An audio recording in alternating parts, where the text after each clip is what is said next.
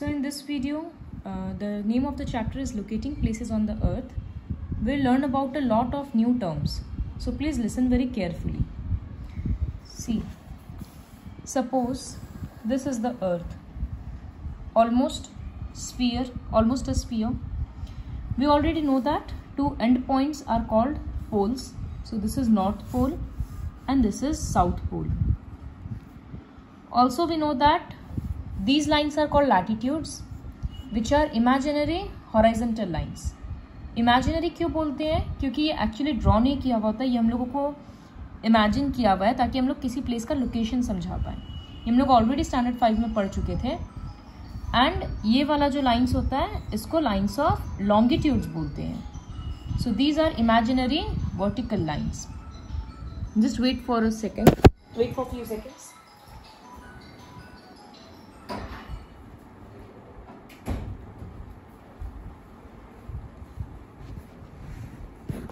So if I'll draw now, see the middle line is called equator. इसको 0 degree बोलते हैं. इसके जो ऊपर वाला, तो ये इक्वेटर क्या किया, अर्थ को दो स्फीयर में डिवाइड कर दिया, दो हेमिस्फीयर में. ये हो गया northern hemisphere, northern hemisphere. Hemisphere क्यों बोलते हैं? क्योंकि स्फीयर का आधा.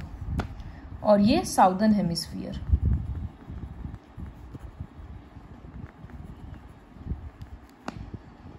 ये पोर्शन. फिर 0 से ले, जैसे 1 डिग्री पे, मतलब थोड़ा सा गैप छोड़ के एक लैटिट्यूड, फिर और छोड़ के एक लैटिट्यूड. ये एक्चुअली सारा पैरेलल है. एंड फिर एक और लैटिट्यूड. इस तरह से बहुत सारा लैटिट्यूड्स होता है. कितना होता है? 90 लैटिट्यूड्स होता है. 90 डिग्रीज, 1 2 3 4 करके 90 लाइन्स यहाँ होता है और 1 2 3 4 करके 90 लाइन्स ऊपर होता है. तो टोटल लैटिट्यूड्स कितना होगा? 90 नॉर्दर्न हेमिस्फीयर में, 90 साउदर्न हेमिस्फीयर में. तो टोटल 180 लाइन्स ऑफ लैटिट्यूड होता है. लाइन्स ऑफ लैटिट्यूड को पैरेलल्स भी बोलते हैं, पैरेलल्स ऑफ लैटिट्यूड. क्यों? क्योंकि ये सारा लाइन्स एक दूसरे से पैरेलल होता है. ये फिगर में थोड़ा मिक्स हो गया क्योंकि फ्री हैंड ड्राइंग था. But these lines are called parallels of latitude because they are parallel to one another. इसी तरह से वो नॉर्दर्न हेमिस्फीयर में भी है. इंडिया नॉर्दर्न हेमिस्फीयर में लाई करता है, जो कि हम लोग ऑलरेडी चैप्टर 4 में पढ़ चुके हैं. इस तरह से सारा लाइन्स ऑफ लैटिट्यूड को ड्रॉ किया जाता है. जैसे हम लोग अगर स्केल में मेजर करते हैं तो हम लोग कभी कभी लिखते हैं 2.3 सेंटीमीटर. ज़रूरी तो नहीं है हर बार परफेक्ट होल नंबर ही आएगा. 2 सेंटीमीटर है, 3 सेंटीमीटर है, 4. कभी कभी ये पॉइंट वाला चीज़ भी आता है ना. तो वैसे ही ज़रूरी तो नहीं है हर बार परफेक्ट डिग्री आ जाएगा. 10 डिग्री, 12 डिग्री, 13 डिग्री. कभी ऐसा भी हो सकता है कि कोई लोकेशन, कोई जगह है जो यहाँ पर है, तो अब उसको कैसे डिग्री देंगे? 3 डिग्री भी नहीं 2 डिग्री भी नहीं बोल सकते और 3 डिग्री भी नहीं बोल सकते.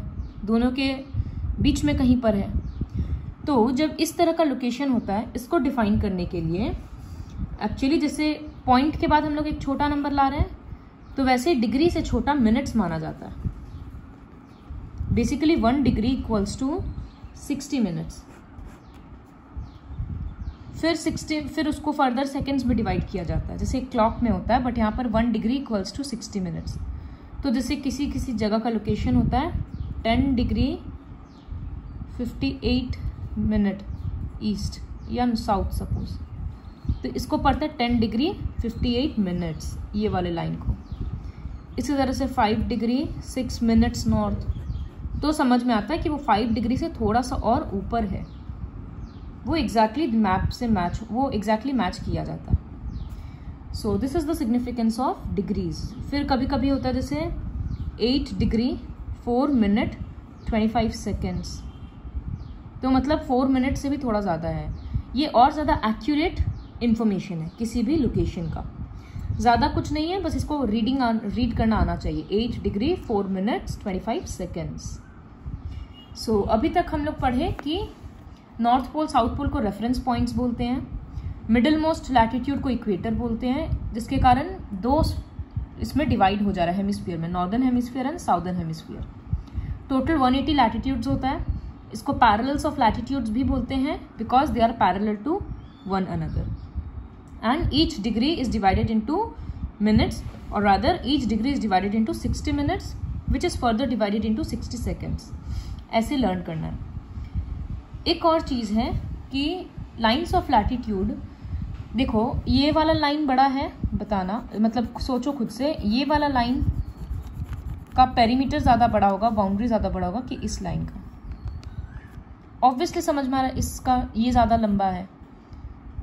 तो क्यों हुआ? क्योंकि शेप ऑफ अर्थ ही वैसा है.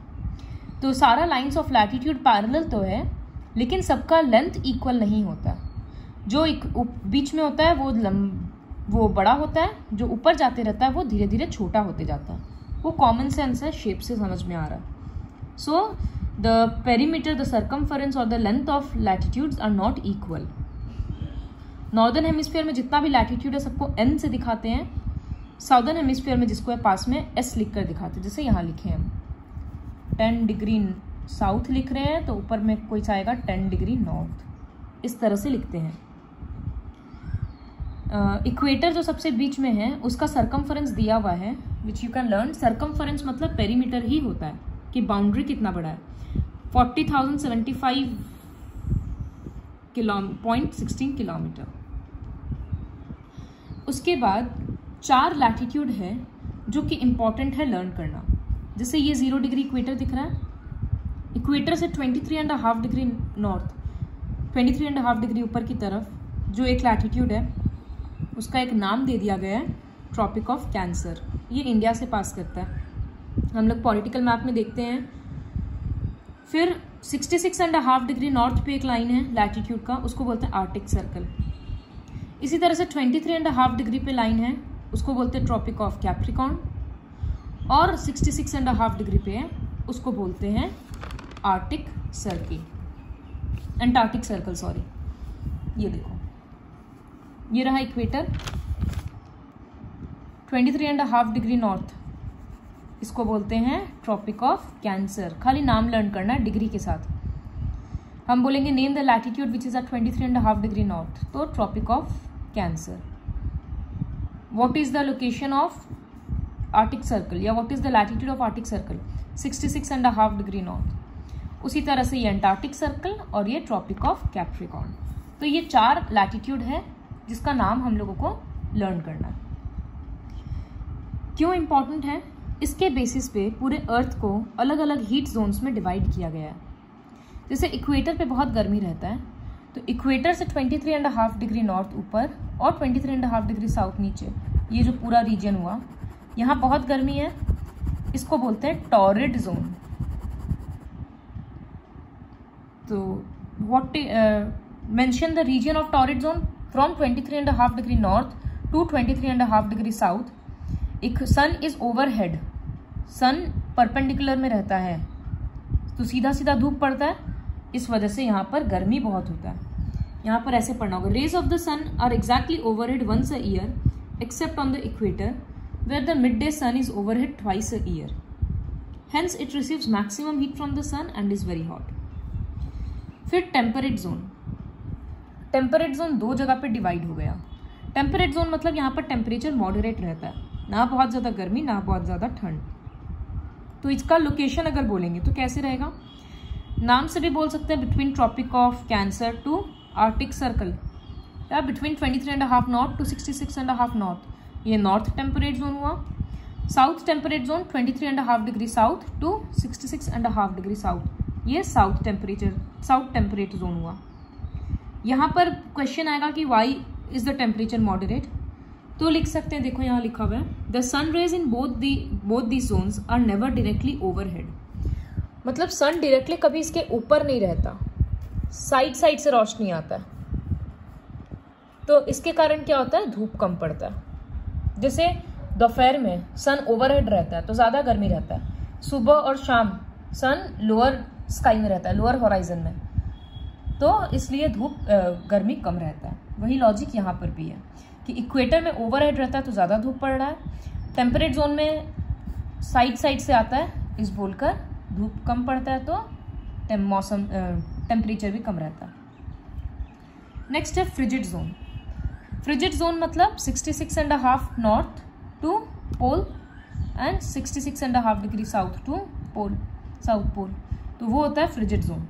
यहाँ मैक्सिमम टाइम पे बर्फ़ ही रहता है, बहुत कम पार्ट के लिए धूप आता है और वो भी बहुत कम धूप आता है, तो इस वजह से this is the coldest zone of the earth. So like this you have to remember all the features of latitudes, you have to remember the name of 4 important latitudes and features of different zones, heat zones.